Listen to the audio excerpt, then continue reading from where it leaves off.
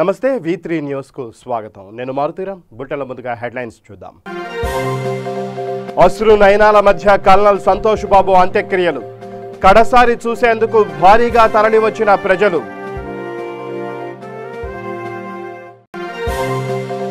అమరవీరులకు అఖిల భారత శాంతి సంఘీభావ సంఘం ఘన నివాళులు. వారి ఆత్మకు శాంతి కలగాలని కొవ్వొత్తుల ప్రదర్శన. తెలంగాణ అటవీ కళాశాల పరిశోధన సంస్థకు జాతీయ స్థాయిలో గుర్తింపు. అభినందించిన ముఖ్యమంత్రి కేసీఆర్.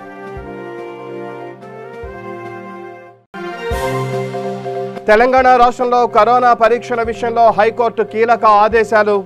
కరోనా పరీక్షల సంఖ్యను పెంచాలని స్పష్టీకరణ. దేశంలో కరోనా పరిస్థితులపై అఖిలపక్ష సమావేశం నిర్వహించనున్న కేంద్రం. ఏపీ సీఎం జగన్ కు ఫోన్ చేసిన కేంద్ర హోంశాఖ మంత్రి అమిత్ షా. ఇక బులెటిన్లో డీటెయిల్స్ చూస్తే, భారత్ చైనా సరిహద్దులో జరిగిన ఘర్షణలో వీరమరణం పొందిన కల్నల్ సంతోష్ బాబు అంత్యక్రియలు సైనిక లాంఛనాలతో నిర్వహించారు. సూర్యాపేట సమీపంలోని కేసారంలో ఉన్న సంతోష్ బాబుకు చెందిన వ్యవసాయ క్షేత్రంలో అంతిమ సంస్కారాలు జరిగాయి. సైనిక సంస్కారాల ప్రక్రియలో 16 బీహార్ రెజిమెంట్ బృందం పాల్గొంది. కరోనా వల్ల పరిమిత సంఖ్యలో అంత్యక్రియలకు అనుమతించారు.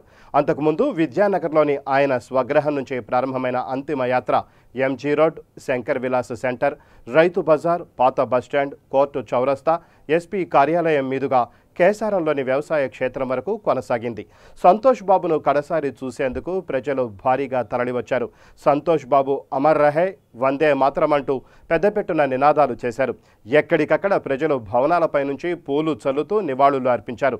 స్థానికులు జాతీయ జెండాలు చేతబూని సంఘీభావం ప్రకటించారు. సూర్యాపేటలో వ్యాపారులు స్వచ్ఛందంగా బంద్ పాటించారు. మంత్రి జగదీష్ రెడ్డి, టీపీసీసీ అధ్యక్షులు ఉత్తమ్ కుమార్ రెడ్డి, ఎంపీ కోమటిరెడ్డి వెంకటరెడ్డి, పలువురు ఉన్నతాధికారులు, ప్రజా ప్రతినిధులు సంతోష్ బాబు అంత్యక్రియలకు హాజరయ్యారు.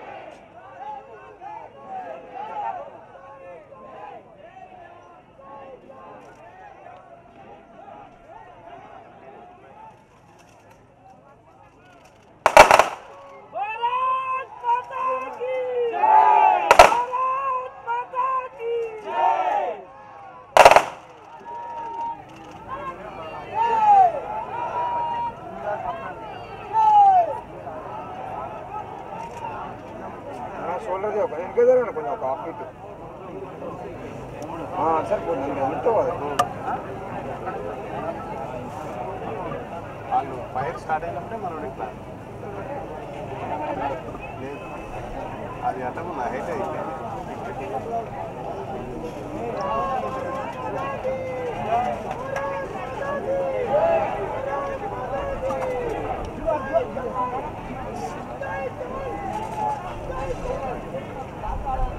మీరు ఒక లెగ్ ఎందుకు వేసుకుంటే బాగుంటుంది. అట్లనే స్టాండ్ అవుతున్నారు కదా బ్యాగ్ అక్కడ, అందుకే నువ్వు దొరికిన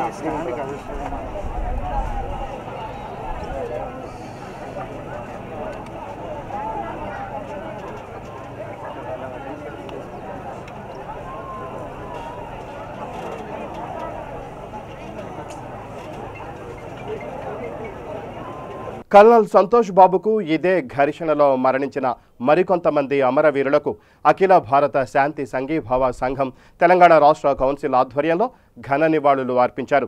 వారి కుటుంబ సభ్యులకు ప్రగాఢ సానుభూతి తెలియజేశారు. ఈ సందర్భంగా అమరవీరుల ఆత్మకు శాంతి కలగాలని కొవ్వొత్తుల ప్రదర్శన నిర్వహించారు. అనంతరం ఎయిప్సో తెలంగాణ రాష్ట్ర కౌన్సిల్ ప్రధాన కార్యదర్శి డాక్టర్ కాచం సత్యనారాయణ మాట్లాడుతూ కల్నల్ సంతోష్ బాబు మృతి తీరని లోటన్నారు. చిన్న వయసులోనే ఆర్మీలోకి వెళ్లి అత్యున్నత పదవిని అధిరోహించి దేశం కోసం ప్రాణాలర్పించిన కల్నల్ సంతోష్ బాబుకు ఏమిచ్చి తన రుణం తీర్చుకోగలమని ఆవేదన భరితమయ్యారు.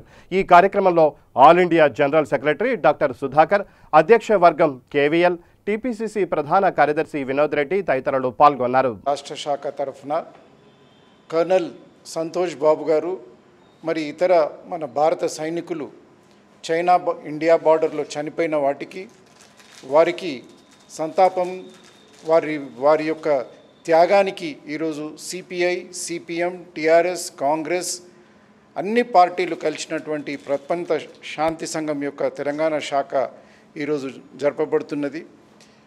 భారత చైనా మైత్రి కొనసాగాలని, యుద్ధం వద్దని, శాంతి ఉండాలని, అందరం కలిసి ఉండాలని యాప్సో తరఫున కోరుకుంటూ చనిపోయిన భారత సైనికులకు అందరికీ కూడా ప్రగాఢ సానుభూతిని తెలియజేస్తూ వారి కుటుంబాలకు ఆదుకోవాలని, కేంద్ర ప్రభుత్వం కూడా ఆదుకోవాలని మా ద్వారా తెలియజేస్తూ ఈ అవకాశం ఇచ్చిన మీ అందరి సోదరులకు ధన్యవాదాలు తెలియజేస్తున్నాను.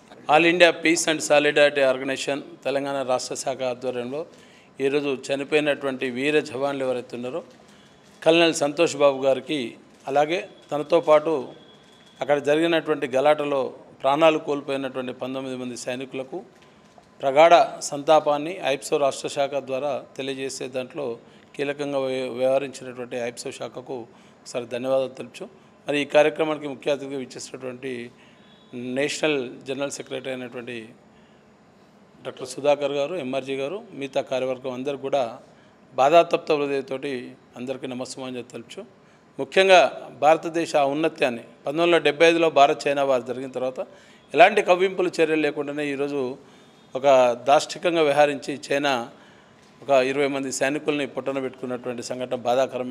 యావత్ భారతదేశం కూడా దిగ్భ్రాంతికి లోనైనటువంటి సన్నివేశం. ఒక పక్క కోవిడ్ బయోవార్కు దారితీసినటువంటి పరిస్థితులు, చైనా తీసుకొచ్చినటువంటి కోవిడ్-19 ఏదైతుందో దాంతో సతమతమవుతున్నటువంటి నేపథ్యంలో యావత్ ప్రపంచం కూడా వణికిపోతున్నటువంటి నేపథ్యంలో భారతదేశం మీద ఒక దొంగచాటుగా ఒక దెబ్బ వ్యవహరించిన తీరుని మొత్తం యావత్ ప్రపంచంతో పాటు వరల్డ్ పీస్ ఆర్గనైజేషన్కు అనుబంధంగా పనిచేస్తున్నటువంటి ఐప్సో కూడా యుద్ధాలు వద్దు శాంతి ముద్దు అనేటువంటి నేపథ్యంలో చేస్తున్నటువంటి ఐప్సో ఆర్గనైజేషన్ తరఫున ఈరోజు ప్రగాఢ నివాళులు అర్పిస్తున్నాం. ఈరోజు చాలా విచారకరమైన దినం. ఆర్మీ కర్నల్ లెవెల్లో ప్రాణత్యాగం చేయడం అనేది చాలా అరుదుగా జరుగుతూ ఉంటుంది. కర్నల్ అనేది చాలా పెద్ద ర్యాంక్, ఆర్మీలో చాలా పెద్ద ర్యాంక్. లెఫ్టినెంట్, సెకండ్ లెఫ్ట్ నుంచి బయలుదేరిన తర్వాత కెప్టెన్ అవ్వాలి, మేజర్ అవ్వాలి, దాని తర్వాత లెఫ్టినెంట్ కర్నల్ అవ్వాలి, కర్నల్ అవ్వాలి. ఇన్ని ర్యాంక్స్ పెరిగిన తర్వాత ఆయన కర్నల్ లెవెల్లో ఉన్న ఆయన చనిపోవడం అనేది చాలా బాధాకరం. ప్రపంచం గ్లోబలీకరణ జరిగిపోయింది. మానవుడు కేంద్రంగా ప్రపంచం మనుగడ సాధించాలంటే వస్తువులకు, యుద్ధాలకు ప్రాధాన్యత ఇవ్వకూడదు. విశ్వమానవుడిగా విరాజిల్లవలసినటువంటి సందర్భంలో నవనాగరిక ప్రపంచంలో యుద్ధాలపైన ఇంకా మక్కువ ఉంచుకుంటే మానవ సంపద మొత్తము ధ్వంసమవుతుంది. హెల్త్ ఈజ్ వెల్త్ అన్నారు. మానవుని యొక్క ఆరోగ్యాన్ని కాపాడుకోవాలా, మానవుల్ని కాపాడుకోవాలి. తత్ఫలితంగా ప్రపంచం విరాజిల్లాలని కోరుకునేది అఖిల భారత శాంతి సంఘీభావ సంఘం. అఖిల భారత శాంతి సంఘీభావ సంఘంగా మొన్న జరిగిన చైనా భారతదేశం బార్డర్లో జరిగినటువంటి అఘాయిత్యాన్ని తీవ్రంగా రాష్ట్ర కమిటీ తీవ్రంగా ఖండిస్తూ ఉన్నది. తెలంగాణ అటవీ కళాశాల పరిశోధన సంస్థకు ఇండియన్ ఫారెస్ట్ కౌన్సిల్ నుంచి A+ కేటగిరీ విద్యా సంస్థగా గుర్తింపు రావడం ప్రభుత్వ కృషికి ఫలితమని ముఖ్యమంత్రి కేసీఆర్ అన్నారు. ఈ మేరకు అటవీ శాఖ అధికారులు, సిబ్బందిని, విద్యార్థులను ఆయన అభినందించారు. అటవీ విద్యా బోధన పరిశోధనలో అత్యున్నత ప్రమాణాలు పాటిస్తున్నందుకు తెలంగాణ కళాశాల పరిశోధన సంస్థ A+ కేటగిరీగా గుర్తింపు పొందింది. అటవీ కాలేజీలు, ప్రమాణాలు, వసతులను అధ్యయనం చేసిన Indian council of forest research and education Telangana కాలేజీకి అత్యంత ప్రాధాన్యత గుర్తింపునిచ్చింది. ప్రభుత్వ కృషికి తగిన ఫలితం లభించిందని ముఖ్యమంత్రి కేసీఆర్ అన్నారు. అటవీ శాఖ అధికారులు, కాలేజీ యాజమాన్యం, సిబ్బంది, విద్యార్థులను అభినందిస్తూ ముఖ్యమంత్రి శుభాకాంక్షలు తెలిపారు. తెలంగాణ రాష్ట్రంలో కరోనా పరీక్షల విషయంలో హైకోర్టు రాష్ట్ర ప్రభుత్వానికి కీలక ఆదేశాలు జారీ చేసింది. తెలంగాణ వ్యాప్తంగా కరోనా పరీక్షల సంఖ్యను పెంచాలని స్పష్టం చేసింది. మీడియా బులెటిన్లో కరోనాపై కీలక సమాచారం తప్పకుండా పొందుపరచాలని పేర్కొంది. జీహెచ్ఎంసీ పరిధిలో కరోనా కేసుల వివరాలను కాలనీ సంఘాలకు అందించాలని తెలిపింది. ర్యాపిడ్ యాంటీజెన్ టెస్టులు నిర్వహించాలని ఐసీఎంఆర్ చెప్పిందని, ఐసీఎంఆర్ సూచనలను కూడా రాష్ట్ర ప్రభుత్వం పరిగణలోనికి తీసుకోవాలని స్పష్టం చేసింది. గాంధీ ఆసుపత్రితో పాటు 54 ఆసుపత్రుల్లో కరోనా చికిత్సలు జరుగుతున్నాయని ప్రభుత్వం ప్రచారం చేయాలని హైకోర్టు ఆదేశించింది.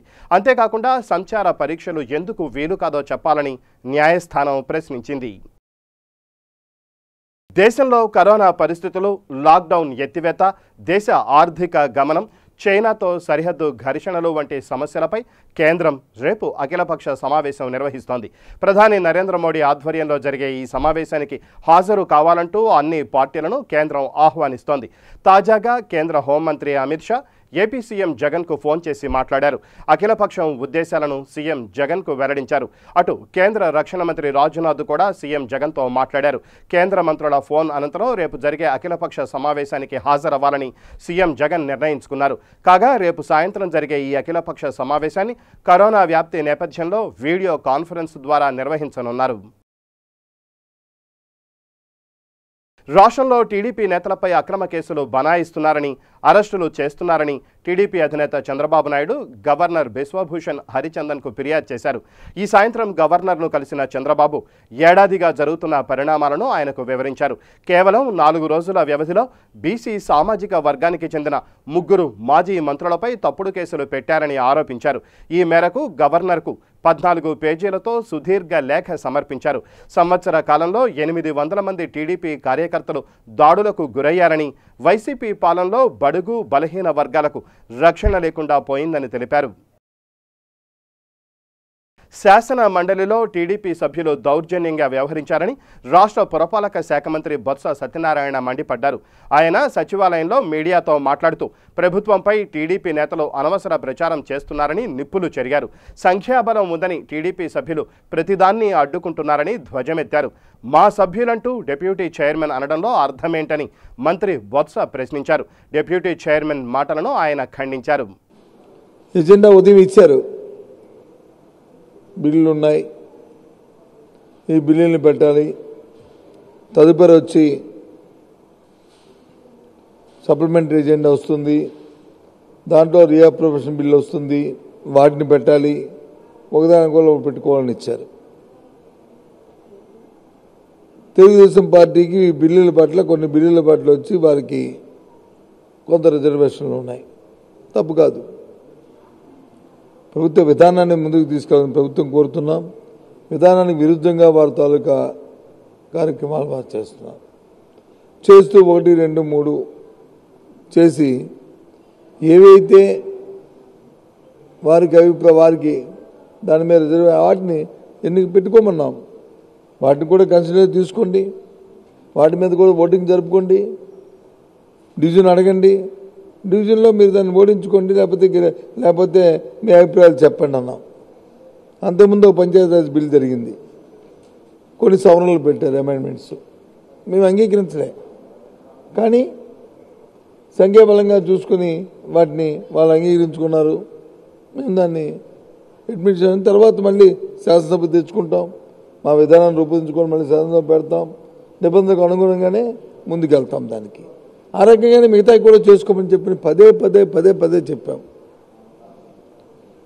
గత శాసన మండలిలో ఏ విధంగా అయితే నిబంధనల విరుద్ధంగా విచక్షణాధికారాన్ని అని వారు చెప్పి నిబంధనలు తొంగలో తొక్కారో, మళ్ళీ ఈరోజు కూడా రూల్ 90 అని కొత్తది తీసుకొచ్చారు. దాని మీద డిస్కషన్ అంటారు. మేము చెప్పాం, రూల్ 90 అనేది అది ఆ రోజుకి ఆ రోజు ఇవ్వడానికి అవద్దు, ముందు రోజు ఇవ్వాలి. ఇచ్చినప్పటికీ కూడా ఇచ్చి హౌస్లో ఉన్న సభానాయకుడితో వచ్చి దాని మీద డిస్కషన్ చేయాలి. లీడర్ ఆఫ్ ద హౌస్తో వచ్చి డిస్కషన్ చేస్తూ టైం ఫిక్స్ చేయాలి. ఇవి నిబంధనలు అని చెప్పాం. రామకృష్ణ గారు లేచారు, అక్కర్లేదు, రూల్ 94లో వచ్చి మే అని ఉంది, మే కన్సల్ట్ కానీ షెల్ అని లేదు, కాబట్టి ఆక్స్ఫర్డ్ డిక్షనరీలో చూశాను, అక్కర్లేదు, చేయొచ్చు చేయకపోవచ్చు, తప్పకుండా చేయాలని ఎక్కడ లేదన్నారు. సరే, కానీ నిబంధనలో నిన్నటి రోజు 16వ తారీఖు ఇవ్వాలని ఉంది కదా, 1 డే బిఫోర్ ఇవ్వాలని ఉంది కదా, కానీ ఇచ్చింది ఎప్పుడు 17వ తేదీన. అది అడిగాం స్పీకర్ని, డిప్యూటీ స్పీకర్ని, ఆ చైర్లో కూర్చున్న డిప్యూటీ చైర్మన్ గారిని అడిగాం. అది ఏ తేదీని ఇచ్చారు? 17ని. మరి 15ని ఇస్తే ఏ విధంగా మీరు అడ్మిట్ చేస్తారు? గుంటూరు పశ్చిమ నియోజకవర్గ ఎమ్మెల్యే కార్యాలయంలో పాత్రికేయుల సమావేశం జరిగింది. ఈ సమావేశంలో గుంటూరు ఎమ్మెల్యే మద్దాళి గిరిధర్ మాట్లాడుతూ శాసన మండలిలో సభ్య సమాజం తలదించుకునే విధంగా టీడీపీ వ్యవహరించిందని విమర్శించారు. ద్రవ్య వినిమయ బిల్లు పెట్టనీయకుండా మంత్రిపై దాడి చేశారని మండిపడ్డారు. 40 ఏళ్ల అనుభవం ఉన్న చంద్రబాబుకు ద్రవ్య వినిమయ బిల్లు ప్రాధాన్యత తెలియదా అని ప్రశ్నించారు. చంద్రబాబు ఛాంబర్లో కూర్చొని రెచ్చగొడుతున్నారని, ప్రజలు చంద్రబాబును చూస్తే చీదరించుకునే పరిస్థితి వస్తోందన్నారు. పేదల కోసం ప్రవేశపెడుతున్న సంక్షేమ పథకాలను టీడీపీ అడ్డుకుంటోందని తెలియజేశారు. ఇప్పటికైనా చంద్రబాబు మారకపోతే టీడీపీ భూస్థాపితం కాక తప్పదని హెచ్చరించారు. జరిగిన తీరు చూస్తే ఈరోజు సభ్య సమాజం తలదించుకునే విధంగా తెలుగుదేశం పార్టీ శ్రేణులు వ్యవహరించిన తీరు ఎమ్మెల్సీలు నిజంగా చాలా బాధాకరం. ఒక ద్రవ్య బిల్లుని రాష్ట్రం మొత్తం కూడా ఏ వ్యయం చేయాలన్నా ఆ ద్రవ్య బిల్లు ఆమోదం పొందితేనే, ఏదైనా జీతాలు ఇవ్వాలన్నా, పెన్షన్లు ఇవ్వాలన్నా, సంక్షేమ పథకాలు ప్రవేశపెట్టు పాస్ అవుతేనే అది సాధ్యపడుతుంది. అలాంటి ద్రవ్య బిల్లును కూడా అడ్డుకొని ఇష్టానుసారంగా ప్రవర్తించి చివరి ఆద్యంతం కూడా అసెంబ్లీలో కూర్చొని ఏమవుతుందోనని చెప్పి ఆయన ఆ ఛాంబర్లోనే కూర్చొని వీక్షిస్తూ అక్కడ నుండి మరి సమాలోచన చేసుకుంటా వాళ్ళ మీద దాడి చేయాలా, ఇలా మీద చేయాలా, బిల్లులు ఎలా ఆపాలా అనే దాని మీద కసరత్తు చేస్తున్నారు తప్పితే 40 ఏళ్ళు అనుభవం ఉంది, ఆ 40 ఏళ్ళు అనుభవం ఉందని చెప్పుకుంటారు. ద్రవ్య బిల్లుకి ఇంపార్టెన్స్ మీకు తెలియకపోతే ఎలాగా? మరి ఇలాంటి పన్ను కుతంత్రాలు చేస్తూ ముందుకెళ్తా ఉన్నారు. మీరు ఇంకా మీకు బుద్ధి వచ్చే పరిస్థితి లేదు. 23 సీట్లతో మిమ్మల్ని అతి ఘోరంగా ఓడించారు. అది గుర్తుపెట్టుకోండి. దేనికి ఓడిపోయామో ఇంకా సమీక్షించే పరిస్థితి కూడా లేకుండానే, దేనికైతే ఏ అహంకారంతో మనం ఓడిపోయామో అదే అహంకారం ఇంకా వేడకుండా ఈరోజు మండలిలో అదే అహంకారాన్ని మీరు ప్రదర్శిస్తూ ఉన్నారు. మంత్రుల మీద దాడులు, వాళ్ళ వెల్లంపల్లి శ్రీనివాస్ గారి మీద, మంత్రి గారి మీద, ఎన్విరాన్మెంట్ మినిస్టర్ గారి మీద దాడి నిజంగా చాలా హేయకరం. ఎప్పుడు కూడా ఆంధ్రప్రదేశ్ చరిత్రలో ఒక మండలిలో ఒక మంత్రి మీద దాడి చేయడం ఎప్పుడూ లేదు. వాళ్ళు మొట్టమొదటిసారిగా మంత్రి మీద దాడి చేసి బిల్లులు ఆపే ప్రయత్నం చేస్తూ ఉన్నారు. ఇదేనా మీరు ఆద్యంతం కూడా అసెంబ్లీలో కూర్చొని, మరి ఛాంబర్లో కూర్చొని మీరు ప్రోత్సహిస్తున్నారు మీ సభ్యులకి? ద్రవ్య బిల్లు పాస్ చేయమని చెప్పి ముందు పట్టుబట్టి చేస్తూ ఉన్నారు. అయినా సరే మీరు కాకుండా అసలు బిల్లులు పాస్ చేయడానికి ఓటింగ్ సంబంధం ఏంటి? బిల్లులు అన్నీ పెడతా ఉంటే పాస్ అవుతూ ఉంటాయి, లేని రిజెక్ట్ చేస్తారు, వెనక్కి వెళ్తుంది, లేకపోతే ఇంకో బిల్లు పెట్టుకుంటారు. అలా కాకుండా మీరు ఏ బిల్లు పాస్ చేయకుండా కావాలని పట్టుబట్టి ఏదో మీడియాలోకి రావాలి, ఇదంతా హైప్ అవ్వాలా, మేము ఇంకా బతికే ఉన్నాం, మా పార్టీ ఇంకా చచ్చిపోలేదు, అలా కాకుండా నేను ఇంకా నా బాణీలోనే పోతాను, నేను 40 ఏళ్ళు ఇండస్ట్రీ, నేనేం చేసినా కరెక్టే అనుకుంటే ఆ 23 సీట్లు కూడా మిగిలే పరిస్థితి ఇవాళ మీకు లేదు. బాపట్ల శాసనసభ్యులు కోన రఘుపతి ఆంధ్రప్రదేశ్ అసెంబ్లీ డిప్యూటీ స్పీకర్గా సంవత్సర కాలం విజయవంతంగా పూర్తి చేశారు. ఈ శుభ సందర్భంగా కోన రఘుపతికి వైఎస్ఆర్సీపీ నాయకులు అభినందనలు తెలిపారు. అనంతరం కోన రఘుపతి మాట్లాడుతూ రాబోయే రోజుల్లో బాపట్లను సుందరవనమైన పట్టణంగా తీర్చిదిద్దుతామన్నారు. తనకు పదవులు ముఖ్యం కాదని బాపట్ల ప్రజల సంక్షేమమే ముఖ్యమన్నారు. బాపట్లను జిల్లాగా చూడడమే తన ధ్యేయమన్నారు. వక్తలు మాట్లాడుతూ కోన రఘుపతి బాపట్ల నియోజకవర్గంలో అనేక సేవా కార్యక్రమాలు చేస్తూ బాపట్లను జిల్లాగా తీర్చిదిద్దడానికి కంకణం కట్టుకున్నారని తెలిపారు. మంచి నాయకుడు దొరకడం బాపట్ల ప్రజలు చేసుకున్న గొప్ప పుణ్యమని నాయకులు అన్నారు. ఈ కార్యక్రమంలో నాయకులు గోపాలం వీరాంజనేయులు, చేజళ్ల నారాయణ రెడ్డి, పట్టణ అధ్యక్షులు నరాలశెట్టి ప్రకాశ్రావు, వైఎస్ఆర్సీపీ యువజన నాయకులు పాల్గొన్నారు. అందరికీ కూడా ప్రత్యేకంగా ఈనాటి ఈ నా గెలుపులో నాతో పాటు వెళ్ళాక నా వెంట నడిచినటువంటి ప్రతి ఒక్కరికి పేరు పేరున నా ధన్యవాదాలు తెలియజేసుకుంటూ ఉన్నాను. ముఖ్యంగా నాకు మా నాయుడు గారు రావడం చాలా సంతోషం. ఈరోజు నాకు ముందర మాట్లాడినటువంటి వాళ్ళు గత 1 సంవత్సరంగా మనం చేస్తున్నటువంటి అనేక కార్యక్రమాలు వస్తాయి. ముఖ్యంగా ఈ సందర్భంగా, ఈ సంవత్సరం పూర్తి చేసుకున్న సందర్భంగా ఈ అవకాశం ఇచ్చినటువంటి మన ప్రియతమ ముఖ్యమంత్రి శ్రీ వైఎస్ జగన్మోహన్ రెడ్డి గారికి ముందుగా కృతజ్ఞతలు తెలియజేసుకుంటూ కొంతమంది మాట్లాడుతూ ఇంకా ఏదో పెద్ద పదవి కావాలి పదవి పెద్దదా చిన్నదనేది వెళ్తుంది. మనకున్నటువంటి వచ్చినటువంటి అవకాశాన్ని మన ద్వారా ఆ పదవికి ఆ స్థితికి గౌరవం కావాలి తప్పించి పదవులేవో పెద్దవి చిన్నవి పొందుతున్నాం. మరి ఇంతమందిలో ఆయన సంతృప్తి పరుచుకుంటూ వెళ్ళడం అనేది అంత మామూలు విషయం కాదు. ఆయన ఒక మీటింగ్ పెట్టి ఒక 2.5 సంవత్సరాలు ఒక టీం సెట్ చేసుకుంటారు. మొదటి 2.5 సంవత్సరాలు పనిచేసిన వాళ్ళు కనీసం ఒక 80% మళ్ళీ తిరిగి పార్టీ కార్యక్రమాలకి అంకితం కావాలి, కొత్త వాళ్ళకి అవకాశం కావాలి. ఒక ఆలోచన చేస్తాను. నా మటుకు నేను మనసులో అనుకున్నాను, రెండోసారి వస్తే బాగుండు, నాకు ఏదైనా అవకాశం వస్తే రెండోసారి వస్తే బాగుండు. కారణం మొదటిసారి వచ్చి రెండోసారి మళ్ళీ పార్టీ కార్యక్రమంలో ఏదో అంటే మన బాపట్లోడు మామూలు ఇది తీశారంటే ఎందుకు తీశారు అదో ఏదో అని చెప్పి కథలుగా మాట్లాడుతున్నటువంటి మనసు.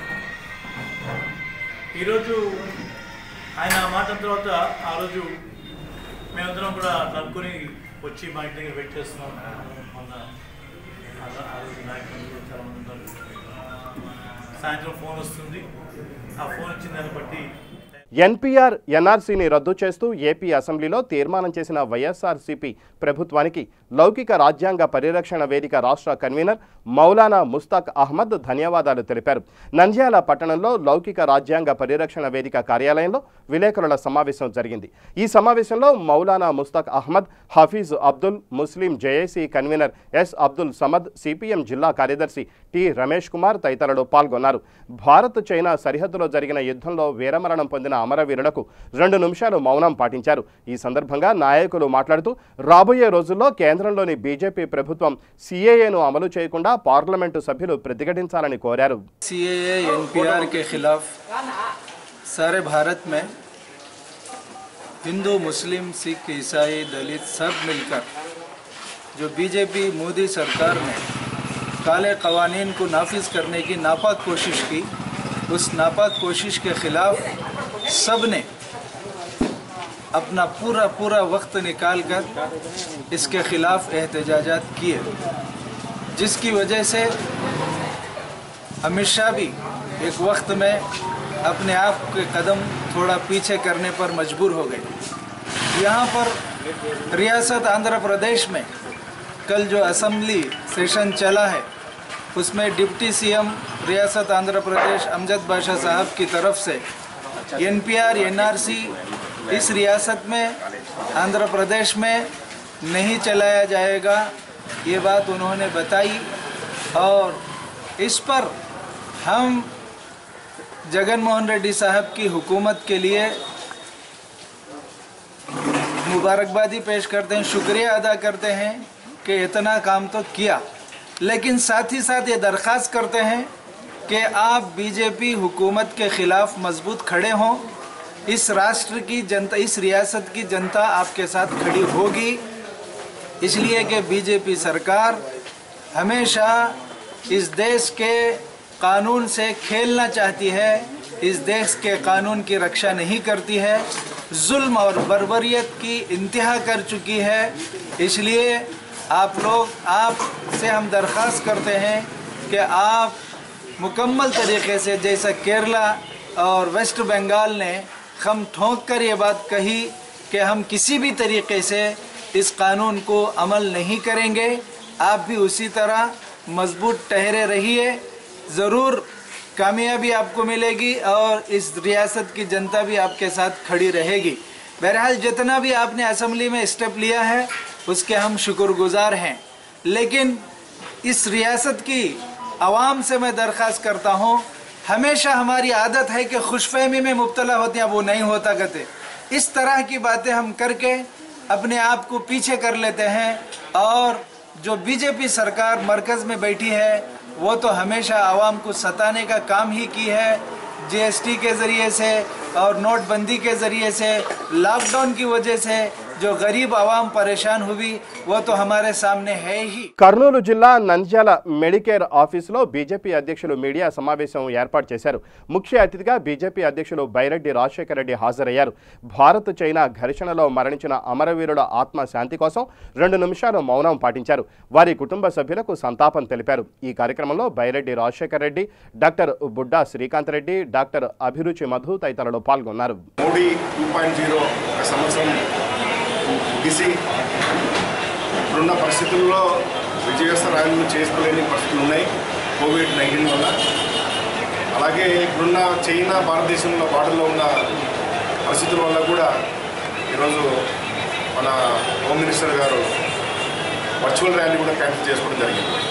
సంఘీభావంగా మన సైనికుల కోసం మాకున్న చాలా కార్యక్రమాలన్నీ రద్దు చేయడం జరిగింది. అలాగే ఈరోజు ఆంధ్రప్రదేశ్లో పరిస్థితులు చాలా ఘోరంగా ఉన్నాయి. పాలించే ఆవును నవరత్నాల పేరు మీద తీసుకుంటున్నాడే తప్ప గడ్డి వేయడం మర్చిపోయాడు జగన్ గారు. ఆంధ్రప్రదేశ్ రాష్ట్రము ఎంతో అభివృద్ధి చెందిన రాష్ట్రం. కొన్ని రంగాలలో ఇంకా కొన్ని రంగాలలో అభివృద్ధి చెందాల్సింది ఉంది. కానీ జగన్ గారు వచ్చాక అన్ని రంగాలు కుంటుపడ్డాయి. ఆయన నవరత్నాల పేరు మీద దుబారు ఖర్చులు చేస్తున్నాడు. ఇక్కడ ఎన్నో రంగాలు అంటే మన ఇండస్ట్రీస్ అయితేనేమి ట్యాక్స్ జనరేట్ చేసే కొన్ని రంగాలకు చేతిని ఇవ్వకుండా కుంటుపడేటట్టు చేస్తున్నాడు జగన్మోహన్ రెడ్డి గారు. ఇలా కాకుండా ఇసుక మీద దగ్గర 64 రంగాలు ఆధారపడి బీద బిక్కి వాళ్ళు గౌండాలు వాళ్ళు పని చేసుకుంటా దాని మీద బతుకుతూ ఉంటే ఈరోజు ఇసుక కృత్రిమ కొరతను సృష్టించి ఈ రంగాలను కుంటుపడేటట్టు చేసినాడు మన జగన్మోహన్ రెడ్డి గారు. ఈ వైఎస్ఆర్ ప్రభుత్వము చాలా దుర్మార్గంగా వివరిస్తుంది. నిన్న తనకు పరిధిలోని లేని చట్టాన్ని ఇంప్లిమెంట్ చేయము అన్నట్టు ఒక దొంగ రెజల్యూషన్ పాస్ చేశారు నిన్న అసెంబ్లీలో. సిఏని మేము ఇంప్లిమెంట్ చేయమని. సిఏ పరిధి సెంట్రల్ పరిధి, మనది ఫెడరల్ సిస్టమ్. మనది కొన్ని రాష్ట్రాలకు ఉంటాయి పరిధిలో, కొన్ని సెంట్రల్ పరిధిలో ఉంటాయి కొన్ని అధికారాలు. సిఏ పరిధి సెంట్రల్ గవర్నమెంట్ పరిధి. దాన్ని ఆంధ్రప్రదేశ్ రాష్ట్రంలో ఇంప్లిమెంట్ చేయమని ఒక అంటే కన్నులు తుడిచే పరిస్థితిని చేయడానికి ఈరోజు నిన్న దొంగ రెజల్యూషన్ పాస్ చేశారు అసెంబ్లీలో. ఇక బులెటిన్ ముగించే ముందు హెడ్లైన్స్ మరోసారి. అశ్రు నయనాల మధ్య కల్నల్ సంతోష్ బాబు అంత్యక్రియలు. కడసారి చూసేందుకు భారీగా తరలివచ్చిన ప్రజలు.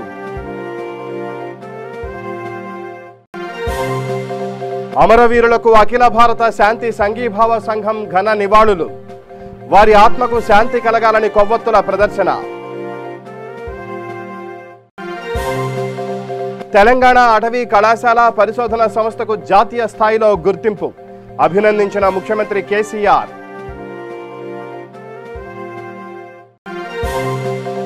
తెలంగాణ రాష్ట్రంలో కరోనా పరీక్షల విషయంలో హైకోర్టు కీలక ఆదేశాలు. కరోనా పరీక్షల సంఖ్యను పెంచాలని స్పష్టీకరణ. దేశంలో కరోనా పరిస్థితులపై అఖిలపక్ష సమావేశం నిర్వహించనున్న కేంద్రం. ఏపీ సీఎం జగన్ కు ఫోన్ చేసిన కేంద్ర హోంశాఖ మంత్రి అమిత్ షా. ఇవి ఈ బులెటిన్ విశేషాలు. మరిన్ని న్యూస్ అప్డేట్స్ కోసం చూస్తూనే ఉండండి V3 న్యూస్. లక్ష్యం సమాజ హితం.